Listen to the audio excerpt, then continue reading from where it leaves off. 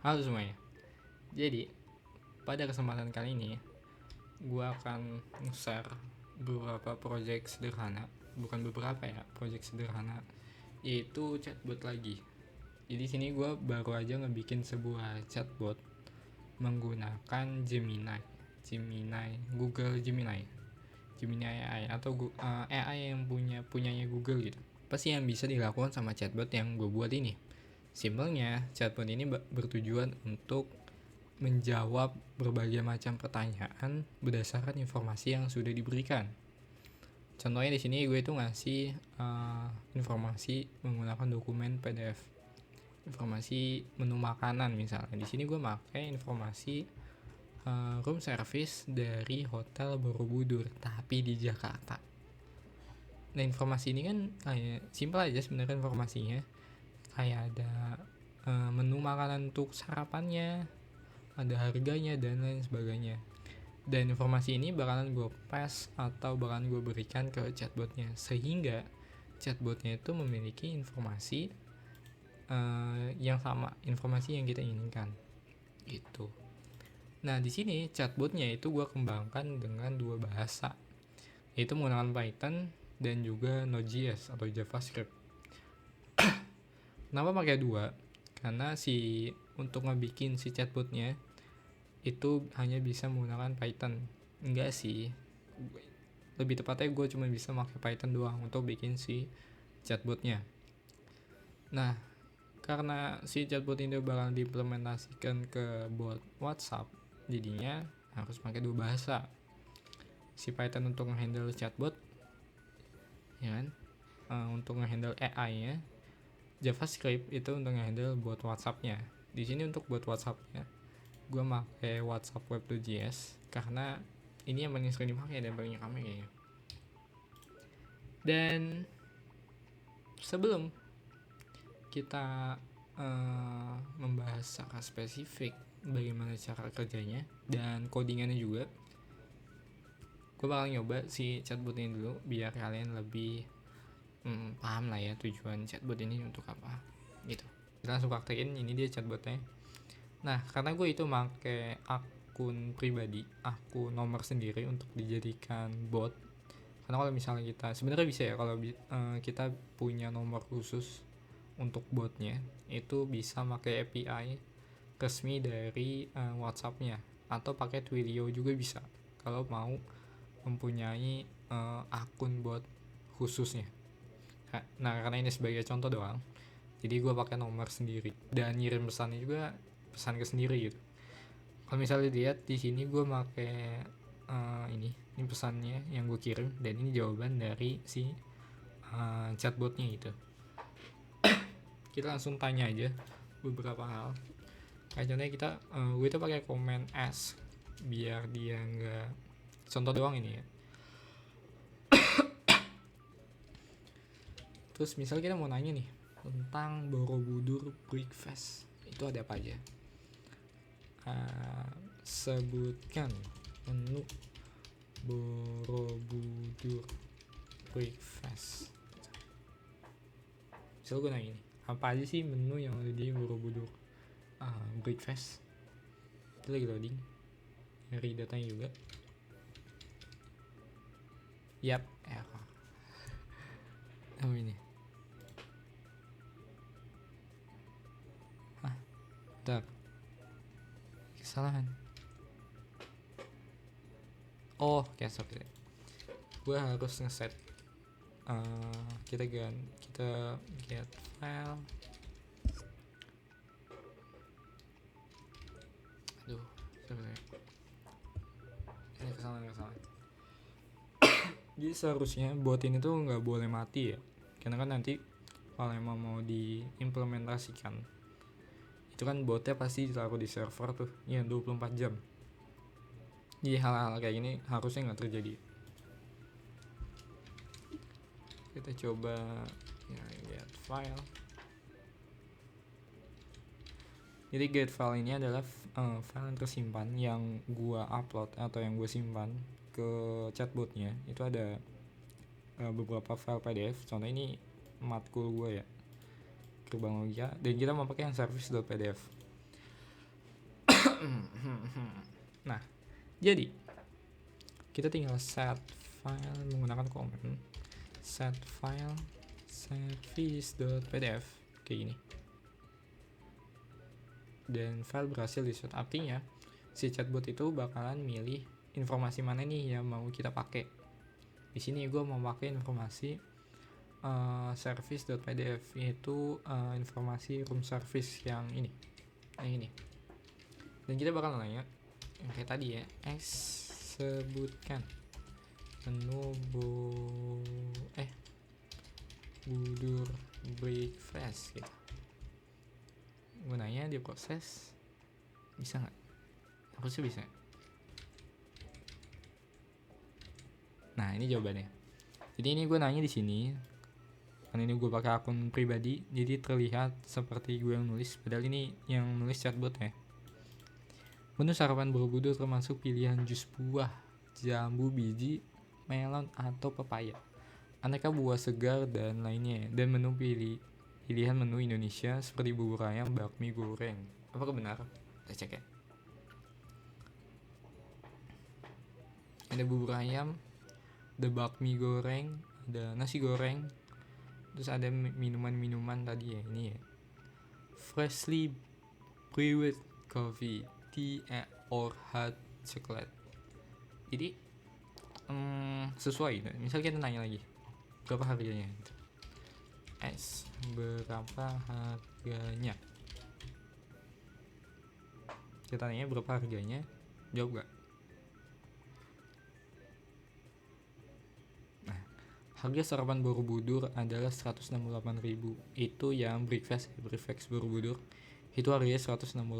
Nah, sesuai dengan informasi yang diberikan, 168.000. Ini suara gue agak aneh gitu ya.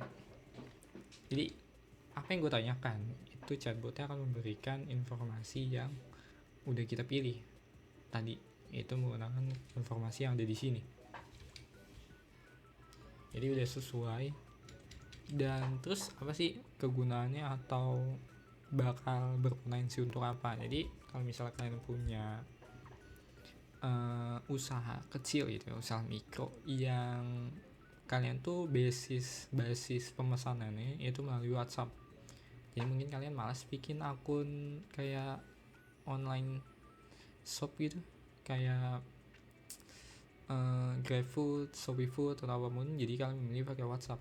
Kan ribet ya, kita lagi masak, kita lagi bikin pesanan orang gitu, kita harus buka WhatsApp untuk membalas satu pertanyaan customer. Itu pun kalau dia jadi beli. Kalau cuma nanya-nanya doang kan buang waktu jadinya.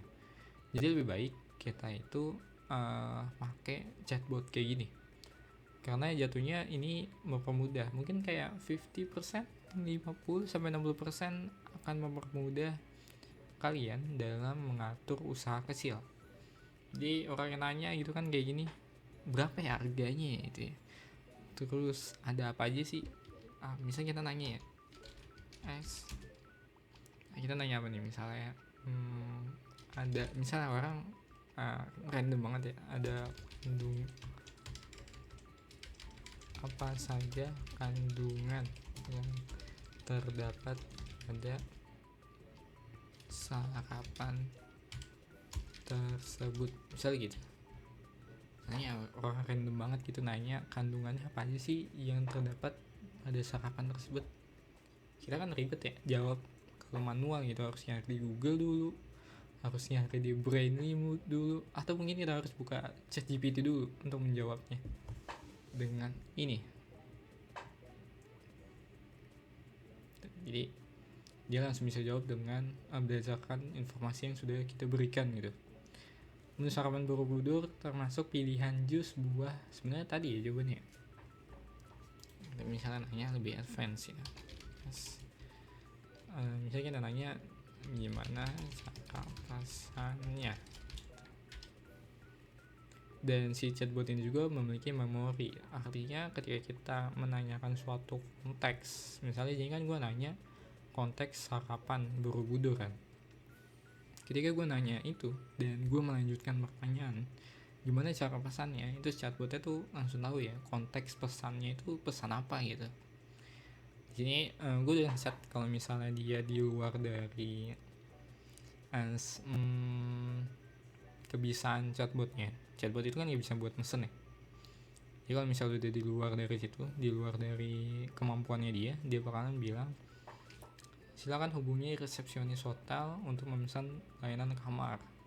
Mereka akan membantu Anda dengan menu dan pesanan Anda. Itu karena chatbotnya udah di luar kemampuannya dia.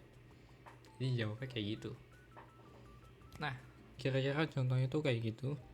Jadi si chatbotnya itu bisa menjawab pertanyaan berdasarkan informasi yang sudah diberikan. Tadi juga informasi bisa kita gonta-ganti, jadi bisa kita ubah-ubah gitu sesuai yang kita inginkan. Nah, kita lanjut ke gimana sih cara kerjanya. Di sini gue mulai dari si chatbotnya dulu ya, dari AI.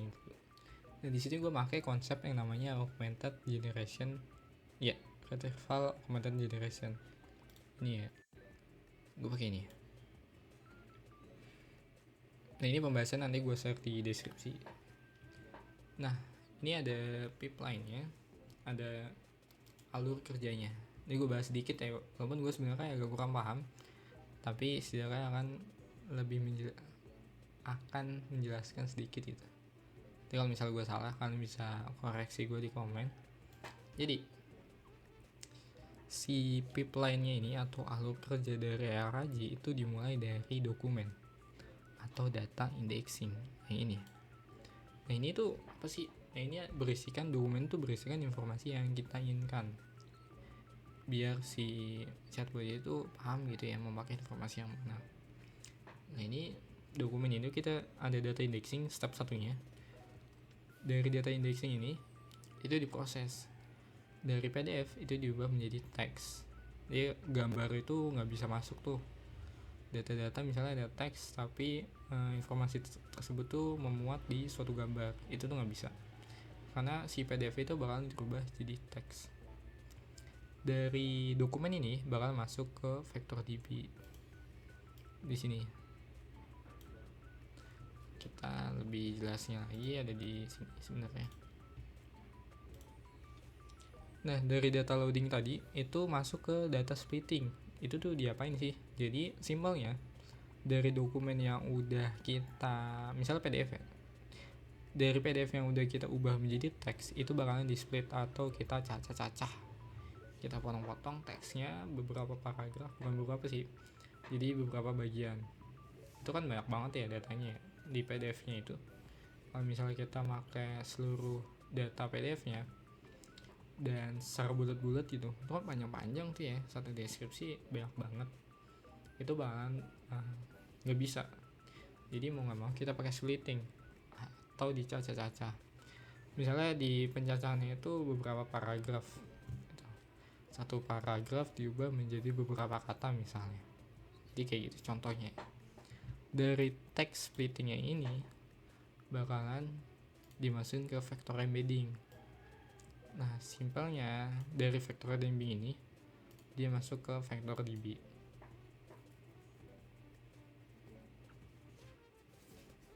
Yaitu data storing. Jadi dari dokumen itu bakalan disimpan gitu. DB-nya tuh bukan DB kayak MySQL dan segala macam, tapi yang ada di lokalnya itu. Nah, ini bawah itu ada data retrieval dan generation dari vector embedding yang tadi, yang ini. Dia kan masuk ke VectorDB nih, retrievalnya. Dari sini masuk ke top key chunks ya. Jadi top key chunks itu kalau nggak salah ya, dia mencari relevansi dari pertanyaannya. Jadi misalnya pertanyaan tadi itu nanya tuh menu makanan sarapan itu apa aja, ya kan? Nah dicari tuh pertanyaan tersebut relevan sama dokumen yang mana, bukan dokumen yang mana ya, tapi lebih ke jadi kayak dicari itulah simpelnya. Misalnya tadi user query kan nanya ya, hanya menu makanan sarapan gitu apa aja. Dari sini itu bakal dicari mengenal top key chunks itu, dicari tuh di dokumen tuh dokumen mana, sebelah mana tuh, paragraf mana, page mana yang relevan dengan pertanyaannya. Itu informasi yang relevan dengan pertanyaan itu yang mana gitu. Dari situ, dari top kicang sini, hasil dari mencari relevansinya itu bakalan di pass atau dikasih ke LLM. Jadi LLM udah nerimanya itu bukan bulat-bulat. Kalau misal kita nge-pass dokumen secara bulat-bulat ke LLM nya langsung, itu kan LLM bakal bingung ya, bakal ribet tuh, nggak bisa juga kan. Dan jadinya dari buat ngasih ke LLM nya itu ngasih informasi short dan yang sudah relevansi dengan pertanyaannya. Dari LLM ini baru diproses lagi tuh dengan LLM. LLM itu large language model. Di sini gue pakai punyanya Google Gemini. Dari LLM ini bakal ngasilin respon, dimana responnya itu udah bentuk final, dimana dia udah mudah dimengerti dan memuat informasi yang kita cari. Itu simpel kayak gitu. Kalau misalnya salah ya, kalian bisa cari aja di internet lebih detail mengenai RAG, dan bisa kalian pelajarin juga chatbotnya, cara kerja chatbotnya.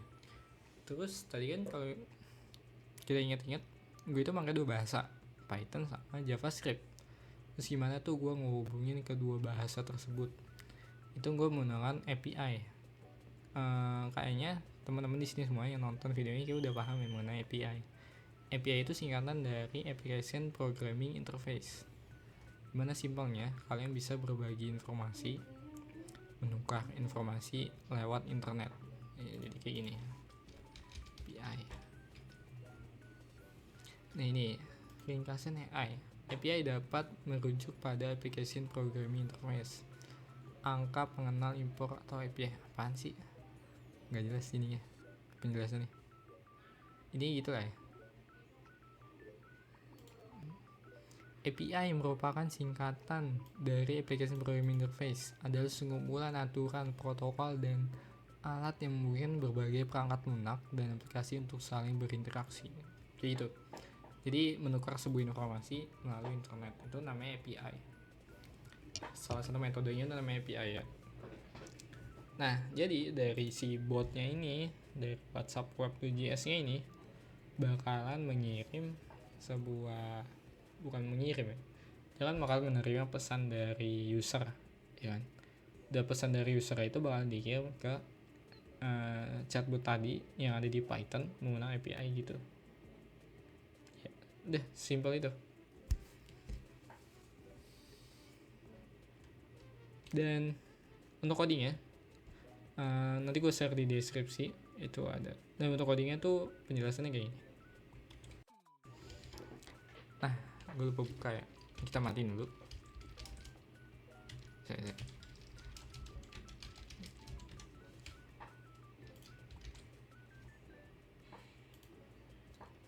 Gue bahas itu nggak secara teknis banget ya, karena gue bukan orang-orangnya AI, bukan orang jagoin AI.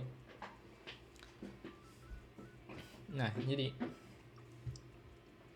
di sini gue bikin 3 program. Ada satu untuk ngehandle chatbotnya, satu lagi untuk ngehandle API-nya, satu lagi untuk ngehandle si WhatsApp botnya. Kenapa gue bikin terpisah kayak gitu? Karena si chatbotnya itu gue handle pakai bahasa Python. Kenapa nggak pakai Node.js? Karena kayaknya agak rumit ya kita bikin chatbot di Node.js, dan gue juga belum pernah. Gue bisa pakai Python, jadi gue pakai Python. Nah, untuk ngehubungin ke WhatsApp-nya ini, karena gue bikin program bot WhatsApp-nya itu pakai Node.js, bahasa yang berbeda. Jadi buat transfer datanya atau menghubungkannya itu gue menggunakan API atau Application Programming Interface. Itu kalian bisa cari di Google istilah tersebut. Nah, gue akan membahas sedikit. Jadi ada program pertama itu si chatbotnya. Ini agentnya, nggak agent sih, belum, masih RAG dong. Retrieval Augmented Generative kalau nggak salah. Nah, isinya itu cuman ya kayak coding ini doang. Dia ada library, gue itu pakai LangChain ya. Jadi LangChain tuh salah satu library yang paling umum dipakai ketika lu membuat chatbot gitu. Jadi ada kelasnya, gua define sebuah API-nya itu ngambil dari environment yang udah gue set. Ini pakai Gemini API. Itu kalian bisa bikin sendiri nanti di Google gitu ya.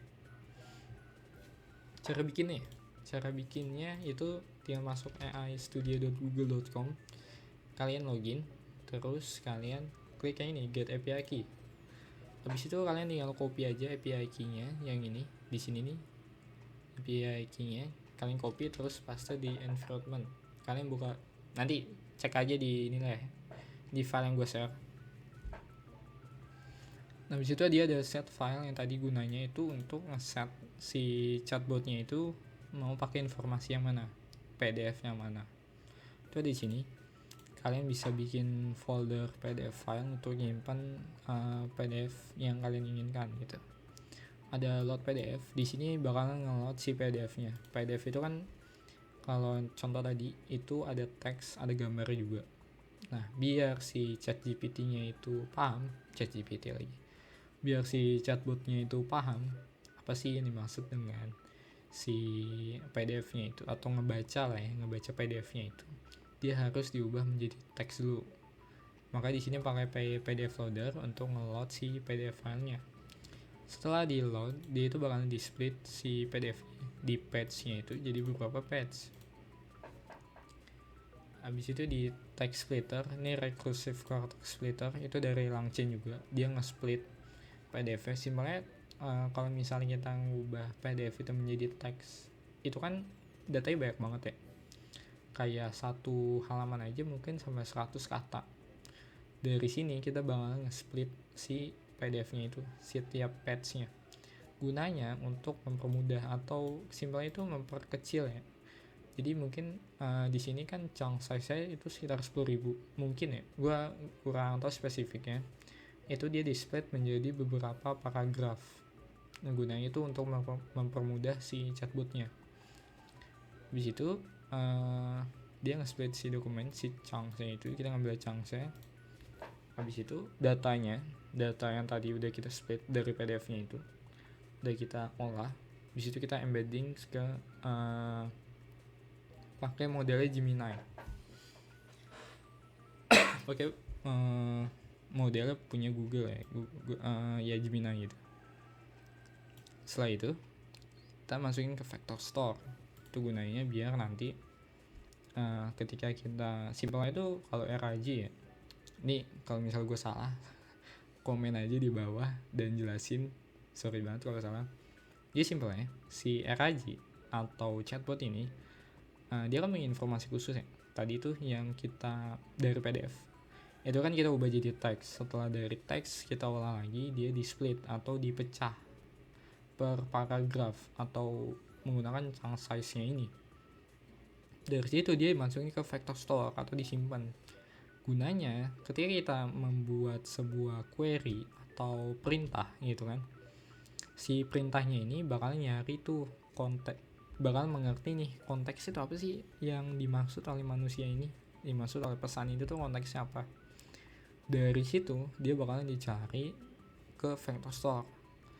Jadi dari PDF file tadi dengan kata-katanya udah dipisah, udah dipecah gitu, kita nyari nih kesamaannya dengan pertanyaannya, ada kesamaannya atau enggak, dicari. Misalnya kita tadi nanya kan kita kan tadi nanya ini ya tentang Borobudur breakfast. Nah, itu konteks yang kita tadi tanya itu dicari di Vector Store gitu kalau nggak salah. Nah, setelah dari Vector Store ini kan udah dapet tuh ya, konteksnya tuh apa sih. Oh, ternyata informasinya tuh ada di page atau halaman ketiga gitu. Konteksnya tuh itu ternyata ada isinya ada informasinya itu diambil, baru diolah lagi sama chatbotnya, ada sama model lainnya gitu. Suara gue seru banget coba asli dah. Terus ini ada get file chat history. Jadi simpelnya gue itu nyimpan history chatnya ke dalam bentuk JSON. Bentuknya tuh kayak gini ya. kayak gini. Nah, ini tuh ada history yang gue chatnya. Iya gitu. Simpel kayak gitu. Nah, ini gunanya buat apa? Gunanya tuh buat yang tadi ya. Jadi kalau misalnya kita nanya-nanya gitu, dia masih ingat gitu. Kita tuh siapa gitu. Konteksnya tuh apa sih kita ngechat. Coba gitu, Ton. Simpel gitu penonton.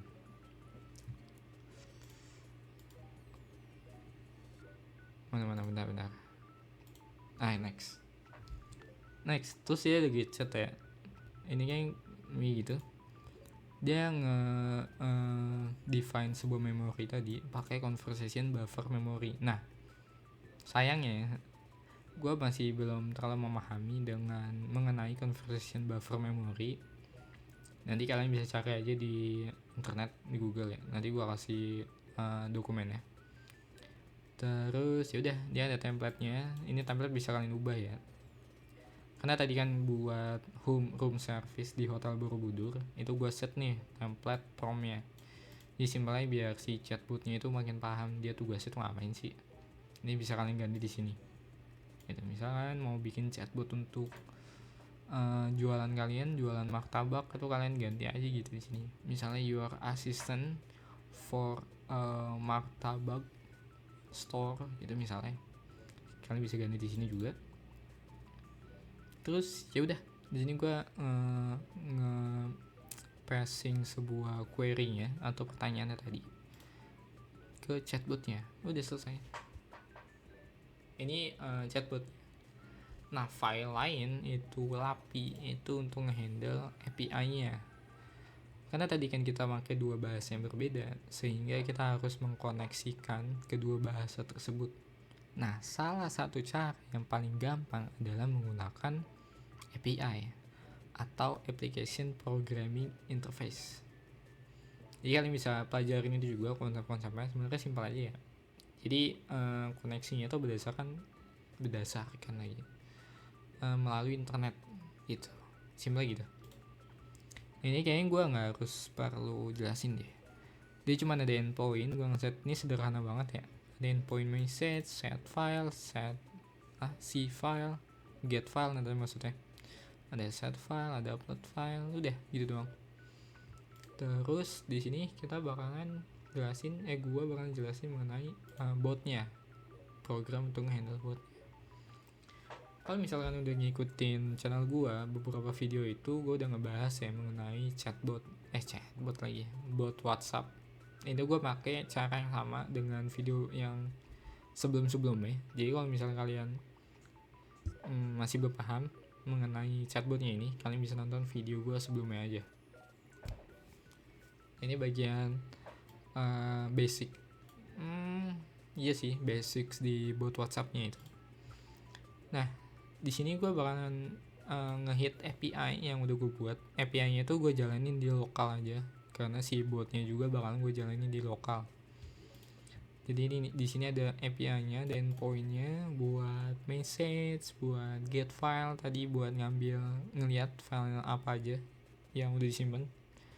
Terus dia ada set file, ada fungsi mainnya. Di sini kalau misalnya ada perintah garis miring s, tanda tanya. Terus kalau misalnya ada perintah get file, dia bakal manggil fungsi-fungsinya. Udah sih, sebenarnya sesimpel itu. Udah gitu doang. Simpel kan? Simpel gitu. Misalnya kita nyoba eksperimen lagi. Jangan. Jadi simpel itu doang sih untuk ngebikin si chatbotnya. Nah, misalnya kalian mau jalanin ini di server, itu bisa juga. Gampang, tinggal di running aja di server. Udah, ini doang tuh. Gue tadi nanya nomor telepon, dia juga dikasih. Jadi berdasarkan yang ada di PDF-nya gitu. Apalagi. Nah, tadinya next kita bakalan bikin lebih advance. Kalau ini kan kita cuman nanya jawab doang kan. Si botnya cuma bisa menjawab doang. Dia tidak bisa melakukan sebuah tindakan yang lebih advance lagi. Gimana kalau kita bikin sebuah chatbot yang chatbotnya tuh bisa membuat sebuah pesanan juga. Simpelnya kalian kalau buka usaha kecil, misal usaha makanan, itu cuman melalui WhatsApp aja sebagai media pesanan, dan kalian harus mencatat pemesanannya kan. Misalnya ibu Sri memesan martabak 2 loyang misalnya, itu kalian harus lihat tuh catatannya, si pesannya lihat, oh oke Bu, dijawabnya kan, jawab satu ada 10 dalam sehari, itu kan berarti kita harus selalu on WhatsApp atau selalu megang HP kalau misalnya masih manual. Dan untuk pembayarannya juga agak ribet gak sih? Kita harus buka ngasih nomor rekening. Setelah dari nomor rekening dibayar, habis kita harus melakukan pengecekan pembayaran dengan kita harus buka mobile banking, terus dicek ya kan, oh nih Ibu Sri udah melakukan pembayaran, habis kita lanjut membuat masakannya. Itu kan ribet ya. Di sini gue bakalan nyoba bikin si chatbot next time, maksudnya ngebikin sebuah chatbot di mana chatbot itu tuh bisa tuh kita melakukan pemesanan di dalam chatnya. Jadi berdasarkan perintah aja, misalnya saya mau pesan martabak 2 loyang, misal gitu. Saya mau pesan martabak 2 loyang, perintahnya gini doang, terus kita enter, dan si bot itu otomatis membuatkan sebuah pesanannya dan membuatkan sebuah link pembayarannya. Ini kan jauh lebih simpel ya. Kita tinggal diem aja di rumah, tinggal membuat pesanan, tinggal ngecek pesanannya di Excel. Ternyata pakai Excel ya nanti ya, jadi lebih gampang. Terus si customer tinggal buka link pembayarannya, terus bayar, dan udah tinggal nungguin. Dan penjual pun dia nggak perlu lagi untuk mengecek status pembayarannya, karena nanti kita bakalan implementasi payment gateway. Kayaknya niat gue bakalan pakai Sendit karena masih udah biasa gitu pakai Senditnya. Sebenarnya yang lain juga ada kayak Mitrans dan Flip, tapi gue pakai Sendit. Udah, kita bisa tinggal diem dan membuat pesanan, dan pesanannya itu bakalan disimpan di Excel. Jadi penjual tinggal lihat aja tuh ya di HP melalui Excelnya, Google Spreadsheet, Google Sheet itu maksudnya, Google Excel. Kita lihat, wah ini pesanan dari Bu Sri sudah masuk ya kan, martabak 2 loyang, udah bikinin, terus kirim gitu. Alamatnya pun bisa kita informasikan ke chatbotnya untuk pesan di mana. Kalau misalnya nanti ada opsi pengiriman atau take away ya, mungkin Ibu Srinya langsung mampir ke rumah ya. Jadi perkembangannya menggunakan chatbot tuh sangat bermanfaat kalau misalkan kalian bisa menggunakannya gitu. Tapi itu next time, gue nggak tahu bikinnya kapan, mungkin bulan depan atau minggu depan juga bisa, karena banyak yang harus dicoba-coba. Jadi kayaknya itu aja dulu untuk episode video kali ini. Sorry banget suara gue agak serak karena udah lama nggak bikin konten, udah lama nggak bikin video gitu. Gue agak nggak sibuk sih sebenarnya, cuman agak bingung ya mau bikin apa gitu, karena terakhir kali gue ngupload video pas sore kayaknya itu yang nonton dikit. Dan ketika gue upload video WhatsApp bot itu rame banget, tangan apa banyak kayaknya pengen bikin bot mereka sendiri. Jadinya gue bikin tuh beberapa tutorial. Nah kali ini baru sampean sebenarnya. Jadi kayaknya itu aja dulu. Tadi juga pengennya sebenarnya live, cuman kayaknya nonton dikit dan internet gue juga kurang stabil kalau misalnya live. Takutnya kalian jadi kurang fokus gitu ya kalau live.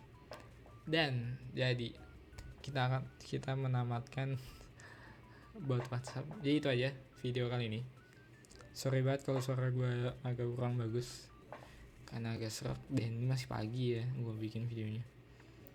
Jadi buat kalian yang mau bikin ini juga gampang banget, simple, gampang banget. Kalian tinggal, kalau bingung tinggal nanya ChatGPT atau mau nanya gue juga boleh.